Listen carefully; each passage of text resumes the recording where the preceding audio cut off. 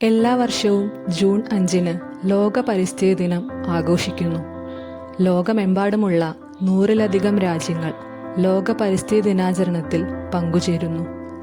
1973 United Nations എൻവയോൺമെന്റൽ programme ആരംഭിച്ച ഈ ദിനം ഇതുവരെ തുടരുന്നു.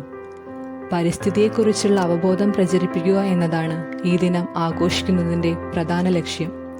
ഈ വർഷത്തെ ലോക പരിസ്ഥിതി ദിനത്തിൻ്റെ തീം എന്നത് ഭൂമി പുനഃസ്ഥാപിക്കൽ, മരുഭൂമിവൽക്കരണത്തിൻ്റെയും വരൾച്ചയുടെയും പ്രതിരോധം എന്നതാണ്.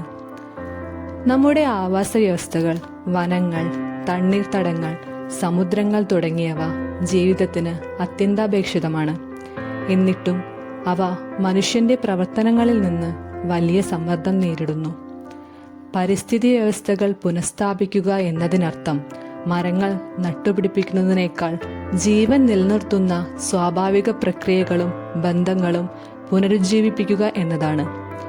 വർദ്ധിച്ചു വരുന്ന താപനിലയെയും ജൈവ വൈവിധ്യനാശത്തെയും കുറിച്ച് മുന്നറിയിപ്പ് നൽകുന്ന ഏറ്റവും പുതിയ IPCC റിപ്പോർട്ടിൽ എടുത്തു കാണിച്ചതുപോലെ കാലാവസ്ഥാ പ്രതിസന്ധി അടിയന്തര നടപടി ആവശ്യപ്പെടുന്നു. അതേസമയം ആവാസ വ്യവസ്ഥയെ പുനഃസ്ഥാപിക്കുന്നതിലൂടെ നമുക്ക് കാലാവസ്ഥാ വ്യതിയാനം ലഘൂകരിക്കാനും മനുഷ്യന്റെ ക്ഷേമം മെച്ചപ്പെടുത്താനും കഴിയും.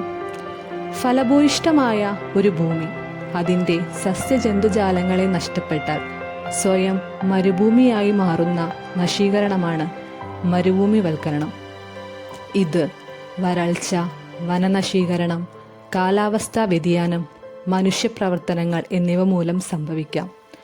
മരുഭൂമിവൽക്കരണം ജീവജാലങ്ങൾ, വളർത്തുമൃഗങ്ങൾ, കാർഷിക വിളകൾ, മനുഷ്യൻ എന്നിവയെ ബാധിക്കുന്നു.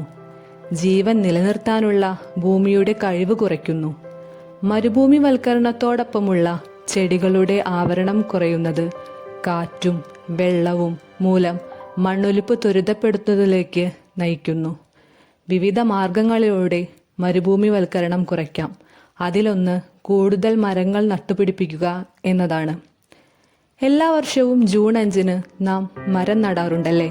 എന്നാൽ ഇതിൽ എത്ര മരങ്ങൾ പരിപാലിക്കപ്പെടുന്നുണ്ടെന്നും വളരുന്നുണ്ടെന്നും എന്നതിനാണ് പ്രാധാന്യം നൽകേണ്ടത്. മരം നട്ടാൽ മാത്രം പോരാ, അതിനെ വളർത്തി വലുതാക്കാനും നാം പരിശ്രമിക്കേണ്ടതുണ്ട്. ജലപരിപാലനമാണ് മറ്റൊരു മാർഗം.